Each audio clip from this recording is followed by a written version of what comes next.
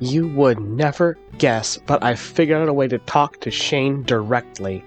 That's right, you're reading this page of the bingo book from the guy himself. So how about it? Aye, that sounds fine. They might know me from a few episodes, but that's nothing compared to the deeper, more refined points of my person. Hello, I'm...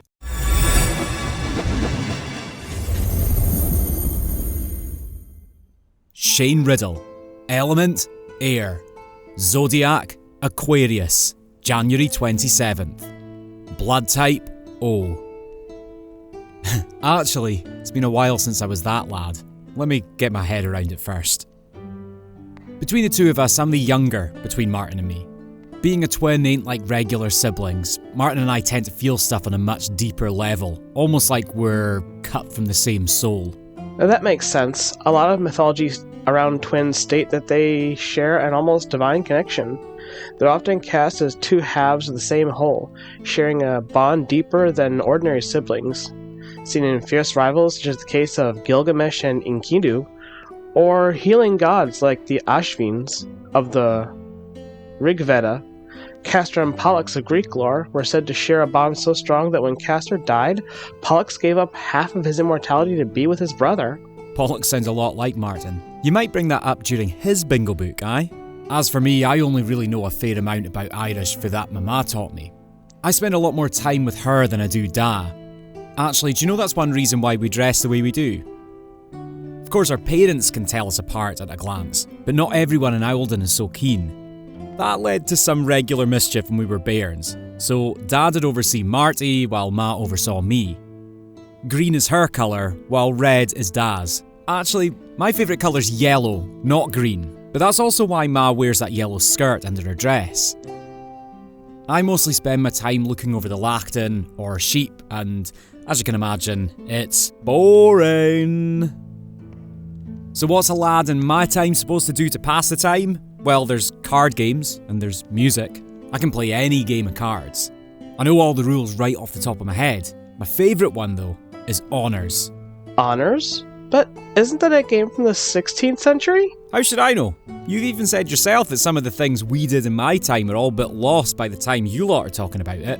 I watched the Sir Nunos video. Okay, that's fair. So what about Honours? How did you play it? Oh, easy. 4 players form 2 teams of 2 partners sitting opposite one another. For us, that usually meant Marty and Madeline versus me and Blair. We used a standard 52 card deck with 12 cards dealt to each player, 4 at a time. The remaining 4 cards became the stock, and the top card is exposed to determine the trump suit. The holder of the ace of trump ruffs. That means he takes in the stock and discards any 4 cards. But the dealer ruffs if the exposed top card is the ace. Play begins with the person to the dealer's left. The player leads a card, and all other players follow suit if possible. The player who can't follow suit may play any card. The trick is won by the highest ranked card, by the highest trump card, and if no trump card is played, by the highest card in suit led. 12 tricks are played as normal, scoring 1 point for each trick the partners have in excess of 6. Honours in the partnership's hands are usually scored at the end. 2 points for 3 honours, 4 points for all 4 honours, the ace, king, queen, jacks of trumps. Except on 8 points, honours are declared immediately to end the game. Though you can declare 3 or more honours in your hand, or with 2 honours call, can you? And if your partner has an honour, score them. Deals continue until one side wins by declaring 9 points. Sounds like a pretty simple but fun game. You mentioned something about music also? Aye, music. Ma wanted someone to be able to accompany Dad's songs and for an heir to do well with wind instruments. The one I actually play though is your average Scottish tin whistle, penny whistle, or as I learned it, fee dog. Oh, I know the style. My culture has something similar called a bansuri. It's a type of Indian fipple flute. Fipple? What's a fipple? A fipple's just the end of the flute that you blow into. As opposed to... The embouchure. That's the part on the side of the flute the flautist blows over. Really? That's how you're using it now? That's what we'd call a mouth of a river or a valley. Anyway, the Fee Dog I play is a simple 6-holed woodwind, and it's associated heavily with Irish and Celtic traditional music.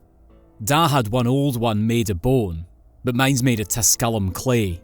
The play range is 2 octaves, so for example, a D whistle includes notes from D5 to D7, right above middle C. I suppose you could make sounds above this range if you blow really hard, but usually you just get a sound that's loud and out of tune. So what's in a name? Any idea what Shane means or why that's your name specifically? That's a bit tricky, yeah? Shane's the Scottish spelling of the Irish name Sean that comes off of the Hebrew name John. Oh, so Shane must mean God is gracious like John does. I guess so, but you might imagine it didn't make a difference to my parents. Simply put, my dad just wanted me to have a name that was like a great man from the past. You know, like Sir John you've spoken about before. Whatever it means, something in Hebrew that goes way back to the Bible is no real concern of mine. It's not something we practice, and that's why Madeline's family feels so safe in Eldon. Sure, there's lots of different beliefs in our village, but the one thing that keeps us all together is Mony a Mickle Max a Muckle, which means many little things make a big thing. That sounds awesome, and basically rings true for my country as well. What about future aspirations? Is herding sheep a passion of yours or what? Not really. It's useful, and it occupies my time, but, I don't know. Marty's got smithing, Madeline's gonna be a witch like her ma, and I'm not really the leader type like Da, so that'll probably be Martin too. I guess I got a lot to think about. If I don't even know what I'm gonna do with my future, how can I even claim to be the right sort of man for Madeline? Blair, or anybody for that matter. Blair? I think that's the first we ever heard of her. Who is she? Just a friend, before Madeline showed up. Oh, she was the looker for me. If it ain't gonna be Madeline, it'll definitely be Blair. Hey, another quick question. Those cards, Ace of Clubs, Jack of Hearts, why those specific ones? There's a lot of symbolism behind playing cards. For instance, look at the tarot. That's where your modern playing cards come from. Oh yeah, Mom does tarot. She said clubs are wands and stands for fire, action, creativity, luck, wealth, health, maturity, and the summer. And the hearts are cups, water, emotions, feelings of love, youth, family, growth, and the spring. And hey, you picked those cards because they're referenced back to Martin and Madeline, didn't you? Now you got it. There's other meanings too. Ace is a symbol of excellence, best in the field. Jack is a man without a specific role in the house. He's a wild card that could be anything.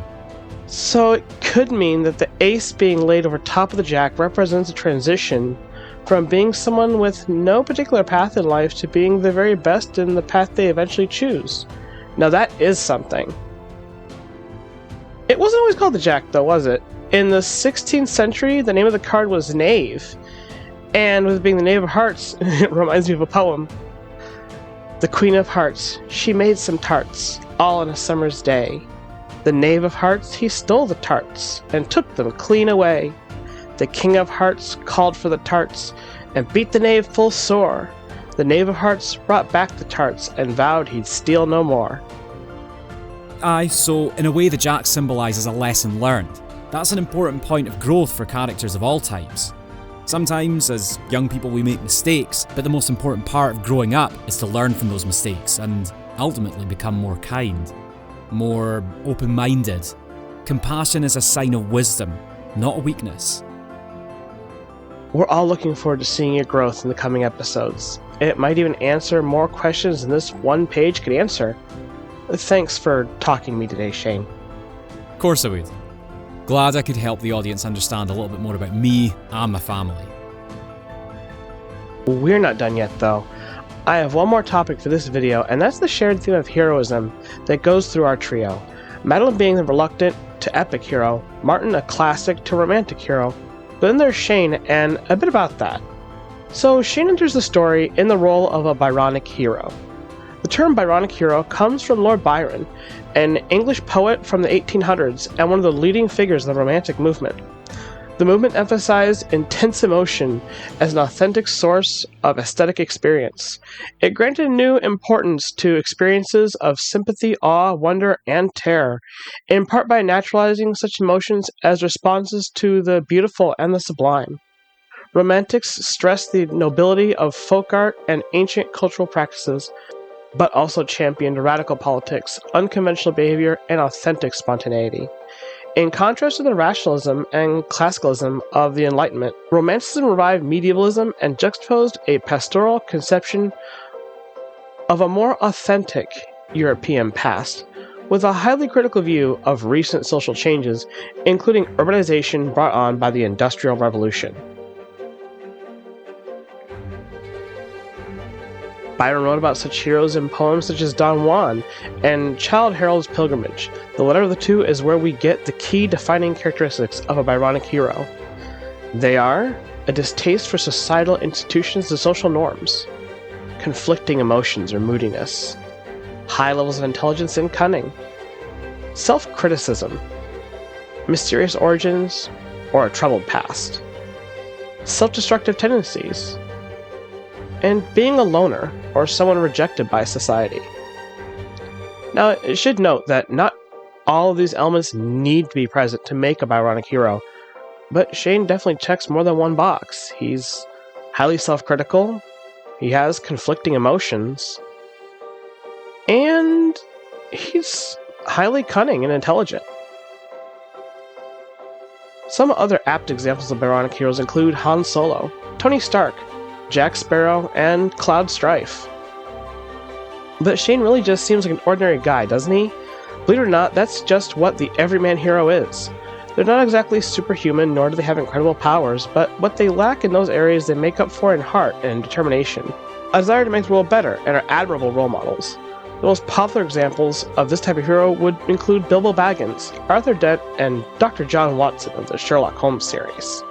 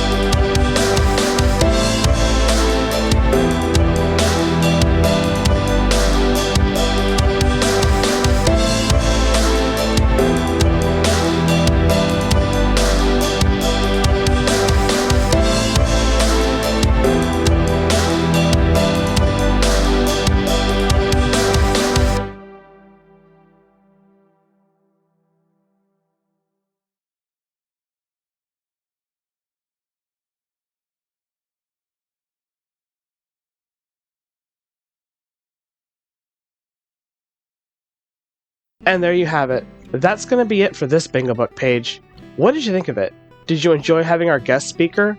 Big shout out once again to Voicing Things for collaborating with me in this video. I'll find some links to them down in the description, as well as Shalak, our Fiverr artist.